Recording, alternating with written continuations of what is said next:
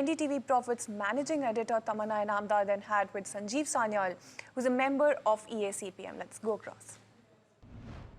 We've gone through all of the minutiae and the details of the reforms. Clearly, there has been a big economic boost. Capital markets have also reflected it. But what is the thought process? Is this a vision which is very, very clear from day one?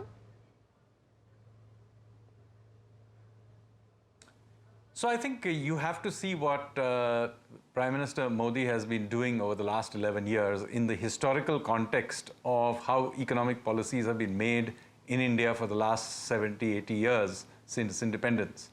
So first of all, I mean, we spent the first 45 odd years till 1991 as effectively a socialist planned economy. Now that system completely broke down in 1991, as you all know. And so then we shifted to a market-based system. However, it didn't happen in one shot. So what you saw is a clump of reforms from 91 to 93 under the then Prime Minister Narasimha Rao and his Finance Minister Manmohan Singh. But then after the initial period of crisis, the reform momentum basically disappeared because the economy recovered, it was growing decently well, and there wasn't so much political consensus to keep doing more reforms. So it was really a response to a crisis. Now then, the economy again slowed down, you had the Asian crisis as well, and then you had another round of reforms during Prime Minister Vajpayee's era. So the Vajpayee era reforms, again market-oriented. You saw some push towards privatization for the first time, and then you saw the first round of attempts to build big infrastructure, and that gave another round of growth momentum into the early 2000s. But again, that too petered out after the the space created by that round of reforms got done. Unfortunately, that reform momentum was not carried forward. And then, of course, you had the great financial crisis of 2007-08. So the economy again slowed down. This time, the response was not to do more reforms, but instead to pump up the economy using the banking system and the fiscal. So you saw a huge amount of loan being given out indiscriminately in the years 2009, 10, 11, 12. And you did get somewhat of a revival in growth, no doubt. But what happened as a result of that, since it was not backed by economic reforms, you effectively led to a huge amount of macroeconomic instability. You will remember by 2013, we were being called the Fragile Five. Our banking system was in deep trouble, inflation spiked up, and so on. So then, this is the context in which in 2014, Prime Minister Modi came to power. The reforms had been stalled by this point for almost a decade. The economy had done well for a period of time in the 2000s, but then had slowed down and then had been artificially pumped up with lending, which had led to this macroeconomic instability problem. So his first problem that he had to face was to anchor the macroeconomy to something. And that is the context in which you got the inflation targeting framework being put in place. You also saw the big effort to create a framework for creative destruction through the Insolvency and Bankruptcy Code, and then that was used to clean up the banks. So that is really what was going on, anchoring India's macroeconomy. So that was the first big thing he attempted to do. The second big thing he then tried to do was to put in place the structural reforms.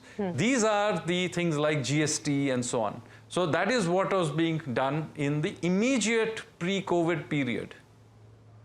And then what happens is that you have, of course, the disruption of the COVID period.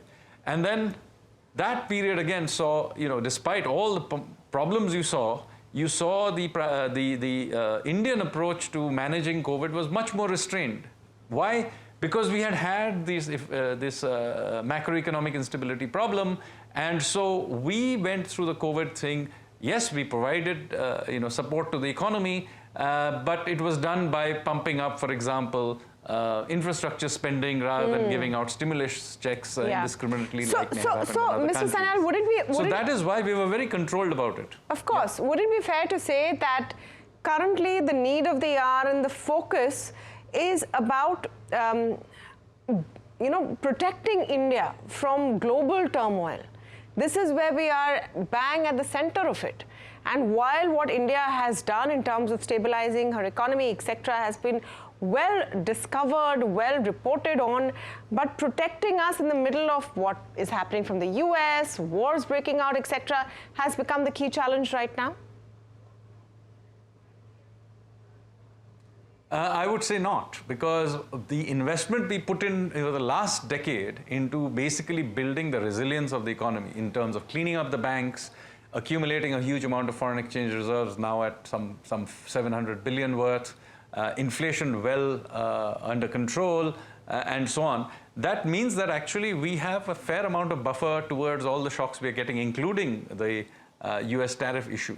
So while we are seeing a lot of turmoil abroad, if you see our current account, for example, it's very well behaved. Our external debt situation is in decent shape. We recently got a sovereign upgrade. So this is something that we are reaping the benefits of what we did over the last 10 years. So what we are doing now is somewhat different, because we are now looking forward to the next 10 years. And that is something different. So what are we doing? We are investing heavily into infrastructure, which is what we really pumped up during the COVID recovery period, but we continue to do that. We are investing into certain areas like, for example, chips and other areas where we think we can scale up.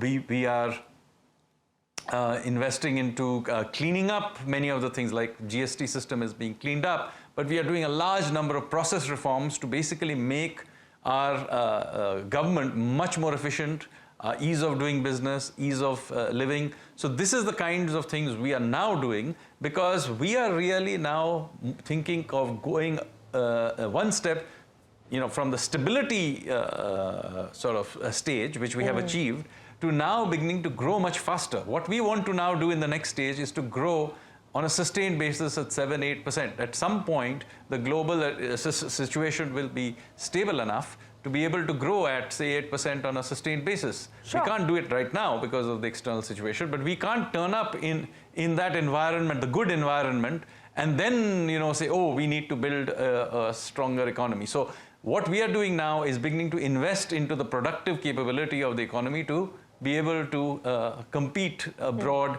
and so that is really the focus right now.